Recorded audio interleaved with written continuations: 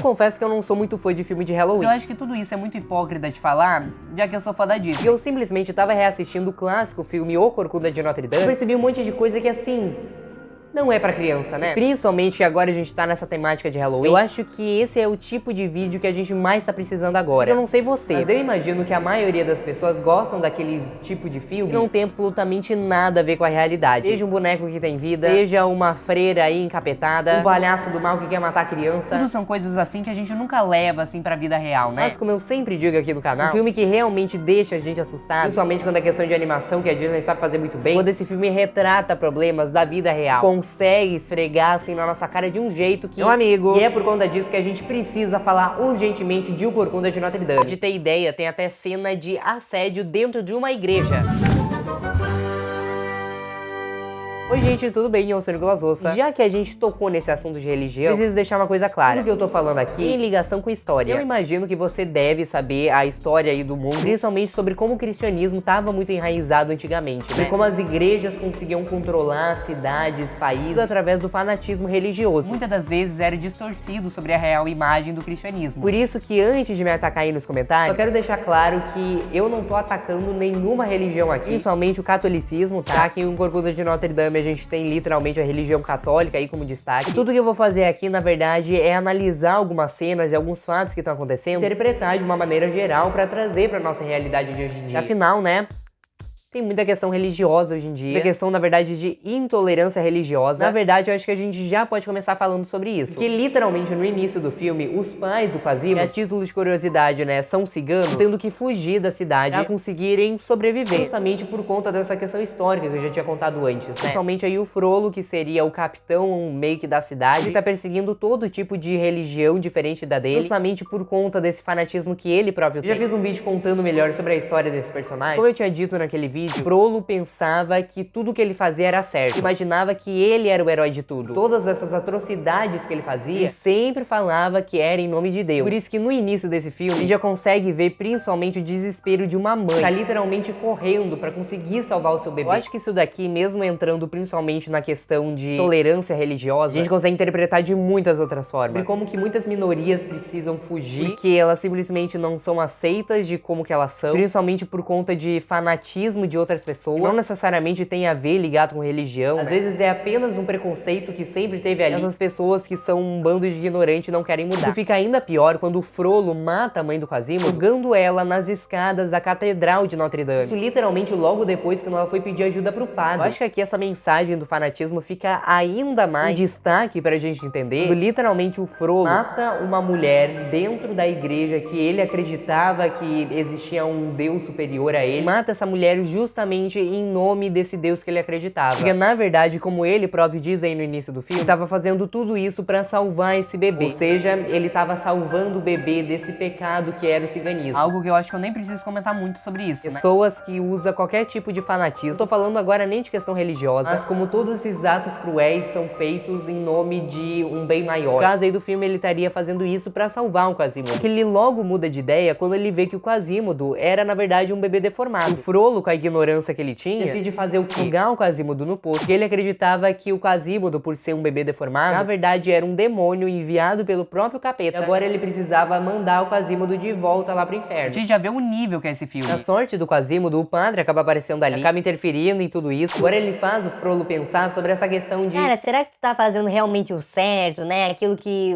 a tua religião diz que é pra fazer? O Frollo se sente pressionado pelos olhares da Catedral de Notre Dame e decide criar o Quasimodo como o seu próprio filho. Mas uma curiosidade que só aumenta ainda mais a crueldade desse vilão, que Quasimodo, na verdade, significa meio formado. Aqui no Brasil, na verdade, a dublagem ficou meio estranha, mas é porque na língua original o nome dele é Quasimodo. Como isso, se eu não me engano, é uma palavra em francês, tá bem mais explícito que Quasimodo. Quase formado. Isso fica ainda pior quando ele cria o Quasimodo como seu próprio filho. A gente vê ali uma relação, né, bem tóxica. Independente se eles são pai ou filho de sangue, aí já fica mais uma mensagem pra gente, né? E como que é a relação familiar de algumas pessoas, às vezes nem familiar, mas apenas uma relação de amizade ou de namoro, sei lá. De realmente existe algo tóxico. O Quasimodo tá sempre tentando agradar o Frollo, mesmo o Frollo em todos os momentos o inferiorizando. A gente consegue ver principalmente isso quando ele tá treinando o alfabeto com o Quasimodo. O alfabeto é tipo assim... Letra D, deformado. Letra E, esquisito. Isso que eu ainda tô usando palavras bem... menos Entendeu? Além de outra mensagem que a gente consegue perceber aí, sobre esse sentimento do Quasimodo de querer explorar o mundo, sobre como que ele tá preso ali na catedral, sobre como o Frollo não deixa ele sair, e diz que as pessoas não vão aceitar ele do jeito que ele é. O Quasimodo tem que ficar ali, porque ele é um monstro, ele é um nojento, ele é um deformado, ele não merece o respeito das pessoas justamente pelo que ele é. Até que depois de muitos anos, depois do Quasimodo finalmente conseguir coragem, ir lá pra fora, ver o mundo real, conhecer pessoas, ele acaba sofrendo muito bullying pelos cidadãos, exatamente como o Frollo tinha dito. Só que a questão aqui é, Frollo observou esse bullying acontecer. Sabe o que ele fez? Nada. Frollo era aquela pessoa que sabia o que ia acontecer. E quando ele vê de perto aquilo que talvez ele considerasse como seu próprio filho, ou pelo menos o que o Quasimodo via como um pai, Frollo literalmente ordenou para que as pessoas continuassem com aquilo. Até que daí chega a Esmeralda. E aí no filme seria uma outra cigana, a mesma minoria que o Frollo continuava matando e perseguindo. E dentre todas aquelas pessoas que acreditavam numa mensagem de amor e respeito, e a única que era vista como marginalizada foi lá e ajudou o Quasimodo, uma outra minoria. Ela foi literalmente uma forma, o Quasimodo vê uma luz no meio de uma escuridão. Diz que no mesmo instante que ele conhece ela, ele já cria uma relação de amizade, de amor com ela. O Frollo, por sua vez, apenas aumenta o seu ódio. Porque pela primeira vez, dentre muitos anos, uma pessoa teve a audácia de questioná-lo sobre tudo aquilo que ele fazia e que ele acreditava ser certo. A Esmeralda foi literalmente a primeira pessoa desse filme. Chegou ali e falou: olha, amigo, eu acho que tu tá errado. Vamos ter mais justiça aqui? E o Frollo, sendo literalmente o babaca e ignorante que ele sempre foi, decide fazer o que pra eliminar esse problema? Matar a Esmeralda. Ele já tava matando os outros ciganos, né? Mais um morto não ia fazer diferença. Até que então a Esmeralda consegue se refugiar lá na Catedral de Notre Dame. Especificamente o Febo acaba encontrando ela primeiro. O Febo, caso você não esteja lembrado, era um soldado do Frollo. Pra ser mais específico ainda, ele era o capitão dos guardas. Ele é literalmente uma pessoa nova aí na cidade que acabou de chegar. O Febo, mesmo tendo esse cargo muito alto, justamente, né, tendo que obedecer o Frollo, se ele obedece a pessoa, ele provavelmente concorda com aquilo que a pessoa tá fazendo. Literalmente a primeira pessoa, que não era uma minoria, a questionar tudo aquilo que o Frollo tava fazendo. Por isso que quando eles estão ali na igreja, a gente obviamente, né, pensa que esse carinha também é um outro babaca, mas por incrível que pareça, não. Aqui eu acho que a gente já consegue também perceber uma outra mensagem muito interessante de como que muitas pessoas são verdadeiramente boas, estão ao lado de pessoas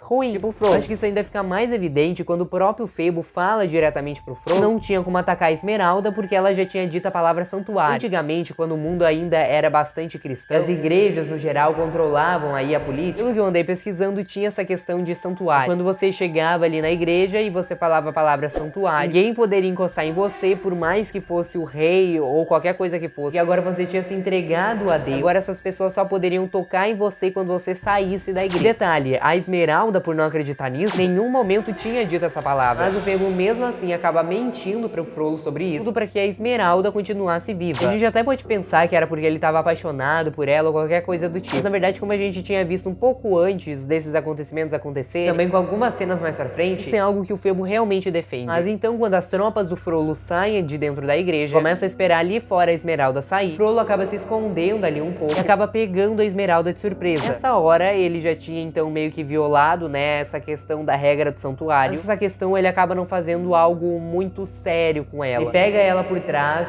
e deu a entender que ele tá meio que assediando ela. Ele tá literalmente cheirando o cabelo dela. O Frollo tenta dar uma disfarçada dizendo que ele tava imaginando uma corda no pescoço da Esmeralda. Mas a nossa diva acaba se tocando do que tá acontecendo e manda o Frollo ir catar coquinho. Que na verdade eu acho que talvez essa mensagem mais forte que a gente tem no filme. Talvez a gente poderia simplesmente ver isso sobre como alguns homens veem as mulheres. Fazem barbaridades independente dos lugares que eles... O Frollo até acaba falando mais a fundo sobre isso, em relação sobre esse sentimento que ele tava sentindo pela Esmeralda, lá na música dele, que por si só não era pra estar num filme infantil, é chamada Fogo do Inferno. Olha, essa música é muito polêmica, simplesmente pelo fato que ele tá desafiando o próprio Deus que ele acredita. E acha que ele tá se apaixonando por essa Ana, por essa minoria, porque na verdade é um teste de Deus. Deus tá fazendo tudo isso apenas pra testar a fé do Frollo. O Frollo começa a falar assim que ele não tava conseguindo resistir, e afinal Deus tinha feito ele muito mais fraco que o diabo. Agora eu acho que a gente consegue conectar isso muito mais com aquele...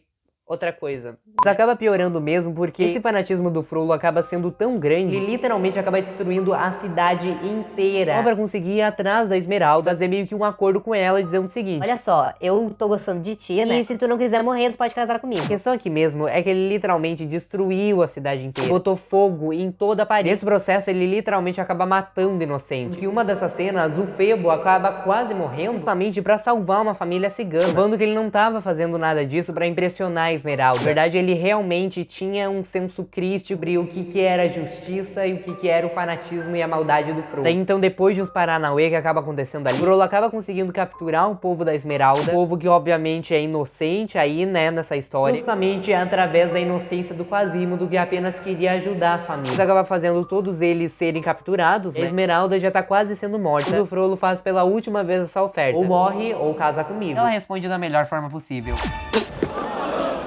Mas, felizmente, o Quasimodo acaba conseguindo se soltar daquelas correntes que o Frollo tinha prendido ele. Acaba também conseguindo salvar a Esmeralda. E acaba fazendo uma cena muito mais bonita, que ele ergue ela, assim, lá em cima de Notre Dame, e grita bem alto pro povo: santuário. Aquela mesma palavra que quando uma pessoa diz, você não pode tocar nela. Então, você já consegue imaginar quanto que esse filme tá indo? Pro tanto que o Quasimodo tava tão desesperado, salvar a própria vida dele e a vida da amiga dele, ele tava literalmente fazendo, talvez, a maior regra daquela sociedade. Agora ninguém poderia tocar nele e na Esmeralda, e que os dois saíssem ali da catedral. Isso de nenhuma forma iria acontecer. É claro que o Frollo, novamente movido pelo seu fanatismo, não ia deixar isso acontecer. Por isso que ele vai lá, trai o Quasimodo, de certa forma era a figura paterna do coitado. Mas felizmente o Quasimodo acaba conseguindo se defender. Ele acaba fazendo um trunfo no Frollo, e deixa meio que subentendido que o Frollo poderia escolher se arrepender e ser uma pessoa decente, ou simplesmente cair da catedral e morrer. O Frollo obviamente acaba escolhendo essa segunda opção, novamente movido pelo seu fanatismo. Ele quase mata o Quasimodo e a Esmeralda, deixando bem claro que quando ele fizesse isso, os dois iriam pro inferno. Mas na verdade o que acabou acontecendo foi que ele foi pra esse lugar, que deixa muito simbólico quando aquela gárgula acaba ganhando vida e ele cai lá pra baixo num sinal de tá indo pro fogo. Se é que você me entende. Dependendo desse filme ser muito polêmico ou não, a gente realmente simpatizar essas ideias com a nossa realidade de hoje em dia, acho que a gente acaba tendo uma virada de chave, percebendo que agora isso é apenas um filme distante da vida real. Esse preconceito do Quasimodo e da Esmeralda simplesmente acaba, mesmo sendo uma cena muito bonita que teve a iniciativa de uma criança. A gente sabe que na vida real não é bem assim. Infelizmente, muitos preconceitos que existem hoje em dia estão bem longe de acontecer. Eu acho que talvez o Corcunda de Notre Dame seja o meu filme de Halloween preferido, justamente para, como eu tinha dito lá no início do vídeo, de como que essas coisas são muito normalizadas hoje em dia. Situações que podem estar literalmente acontecendo na nossa frente e a gente não percebe ou apenas não faz nada. Realmente espero que a gente chegue num mundo melhor. Mas como hoje é Halloween, eu acho que a melhor forma possível da gente encerrar esse vídeo é bem longe de acontecer. Eu espero do fundo do meu coração que eu não tenha te ofendido em nenhum momento desse vídeo. Mas de qualquer forma, se você puder me ajudar, deixa seu like aí embaixo. Aproveite e já se inscreva aqui no canal e já ative o seu sininho pra não perder análise de outros filmes que nem esse. E de qualquer maneira, obrigado por passar mais um tempo aqui comigo. Um feliz Halloween pra você e tchau!